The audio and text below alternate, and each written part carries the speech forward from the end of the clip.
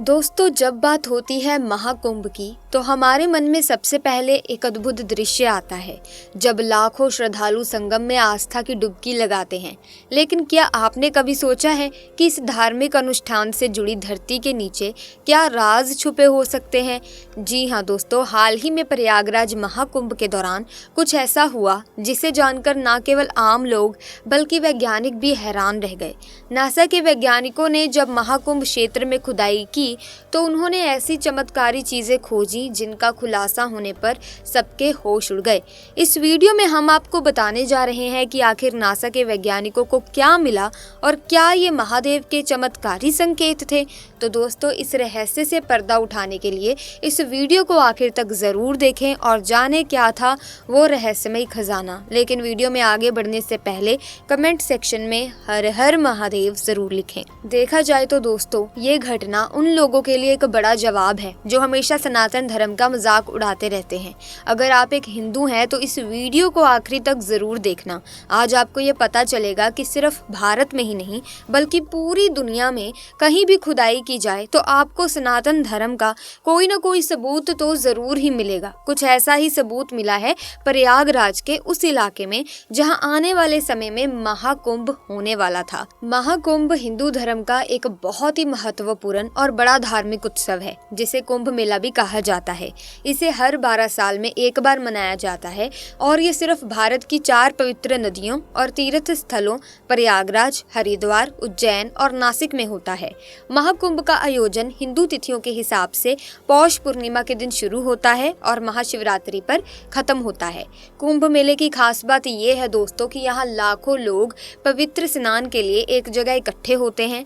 इस साल महाकुंभ 13 जनवरी 2025 को शुरू होगा और 26 फरवरी 2025 को महाशिवरात्रि पर खत्म होगा। ये उत्सव 45 दिन तक चलता है और लोगों में हर्षोल्लास इस दौरान देखने वाला होता है। महाकुंभ की शुरुआत होने से पहले प्रयागराज को और ज्यादा भव्य और सुंदर बनाया जा रहा है, जिसमें कई सालों पूर्व से ही सुंदरता और उसकी भव्यता बढ़ाने के कार्य शुरू हो गए थे। उत्तर प्रदेश सरकार द्वारा प्रयागराज की गलियों को सुंदर चित्रों से सजाया गया है। सभी उद्यानों की सुंदरता बढ़ाई गई है। गंगा नदी में नई नई तकनीकी का इस्तेमाल करके सुरक्षा को बढ़ाया भी गया है। साथ ही उत्तर प्रदेश सरकार द्वारा प्रयागराज के अलग अलग हिस्सों में महाकुंभ के तहत 30 भव्य द्वार बनाने की शुरुआत की गई है। इन सभी द्वारों पर सेल्फी पॉइंट, लैंप पोस्ट और पोर्टेबल टूरिस्ट इंफॉर्मेशन सेंटर का निर्माण होना था। देश के अलग अलग कोनों से मजदूर बुलाए गए थे और भव्यता के साथ पूरे प्रयागराज में अलग अलग जगह महाकुंभ की तैयारी शुरू हो चुकी थी। इन्हीं तैयारियों के बीच संदीप नाम का एक मजदूर जो कि उत्तर प्रदेश के झांसी का रहने वाला था, शंख द्वार बनाने के लिए अन्य मजदूरों के साथ खुदाई कार्य कर रहा था। 2 से 4 दिन तक लगातार प्रयागराज महाकुंभ के उस क्षेत्र में खुदाई करने के पश्चात एक दिन संदीप को खुदाई के दौरान जमीन से काफी पौराणिक मूर्ति प्राप्त हुई जिसकी लंबाई मात्र 8 फीट थी। लेकिन भगवान विष्णु की वो मूर्ति काफी पौराणिक लग रही थी। दोपहर के 2 बज रहे थे। सभी मजदूर भोजन में व्यस्त थे और ठेकेदार भी उस समय वहां पर मौजूद नहीं था।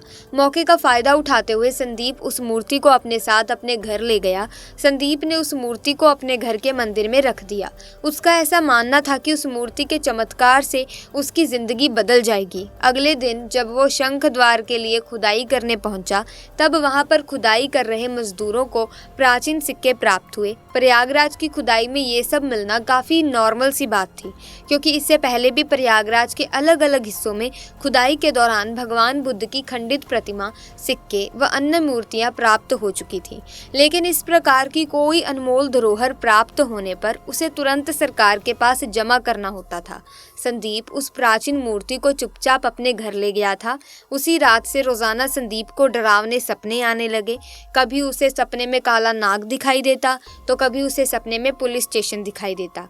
1 सप्ताह तक वो शंख द्वार पर खुदाई का कार्य करता रहा। भयानक सपने देखकर देखकर संदीप परेशान हो चुका था।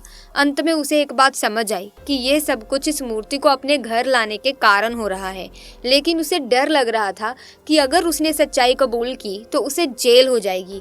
इसीलिए अगले दिन संदीप खुदाई के समय उस मूर्ति को अपने साथ लेकर आया और ऐसा नाटक किया मानो वो मूर्ति उसे खुदाई के दौरान मिली है। जब उस मूर्ति को सबके सामने पेश किया गया तो वो मूर्ति वास्तव में पौराणिक लग रही थी, जिसमें भगवान विष्णु शेषनाग की शैया पर लेटे हुए थे। इसके बाद वैज्ञानिकों की एक टीम को उस मूर्ति का परीक्षण करने के लिए बुलाया गया। जब उस मूर्ति की जांच रिपोर्ट सामने आई तो सच्चाई जानकर सबके रोंगटे खड़े हो गए। वो मूर्ति तकरीबन 3000 साल पुरानी थी। इसका निर्माण एक ऐसे पत्थर से हुआ था जिसका मिलना आज के समय में नामुमकिन था। ऐसा बताया जा रहा था कि उस मूर्ति की कीमत करोड़ों में थी। इसके बाद सरकार ने फैसला लिया कि उस मूर्ति को महाकुंभ के दौरान संग्रहालय में रखा जाएगा, ताकि कुंभ मेले में आए सभी श्रद्धालु खुदाई से निकली इन चीजों को देख सकें और अपने धर्म पर गर्व महसूस कर सकें। संदीप को इस बात का दुख था कि करोड़ों की मूर्ति उसके हाथ से चली गई। उस मूर्ति से उसका भविष्य सुधर सकता था, लेकिन वो जान चुका था उस मूर्ति को कोई साधारण मनुष्य अपने घर में नहीं रख सकता। उसका इतिहास बहुत पुराना है, इसीलिए प्रयागराज का संग्रहालय ही उसके लिए उचित जगह है। तो दोस्तों, क्या कहना है आपका इस घटना के बारे में कमेंट्स में हमें जरूर बताना। इसी के साथ आपको बता दें कि इस बार प्रधानमंत्री नरेंद्र मोदी प्रयागराज का दौरा करेंगे, जहां वो महाकुंभ मेला 2025 के लिए चल रहे विकास कार्यों का निरीक्षण करेंगे। जैसा कि हमने इस वीडियो में पहले ही बताया कि महाकुंभ मेले की तैयारियां जोरों शोरों से चल रही हैं। इस दौरान प्रधानमंत्री करीब 7000 करोड़ रुपए की लागत वाली कई महत्वपूर्ण विकास परियोजनाओं का उद्घाटन और शुभारंभ करेंगे। इसके अलावा वो संगम नोस पर पूजा अर्चना करेंगे और अक्षय वट तथा लेटे हनुमान मंदिर के दर्शन भी करेंगे। पीएम इस अवसर पर महाकुंभ सहायक चैटबॉट का भी शुभारंभ करेंगे, जो श्रद्धालुओं के लिए एक नई सुविधा होगी। इन परियोजनाओं के माध्यम से न केवल महाकुंभ 2025 का आयोजन और भी भव्य व दिव्य बनेगा, बल्कि प्रयागराज को एक नई पहचान भी मिलेगी। आशा करती हूँ कि आज की इस वीडियो से आपको बहुत कुछ सीखने को मिला होगा। इसी के साथ आज की वीडियो में बस इतना ही। वीडियो कैसी लगी कमेंट्स में ज़रूर बताना। साथ ही वीडियो को लाइक करें, शेयर करें, चैनल को सब्सक्राइब करके बेल आइकन को प्रेस कर दीजिए, ताकि इसी तरह के और वीडियोस की अपडेट आपको मिलती रहे। मिलेंगे जल्द ही, तब तक के लिए धन्यवाद।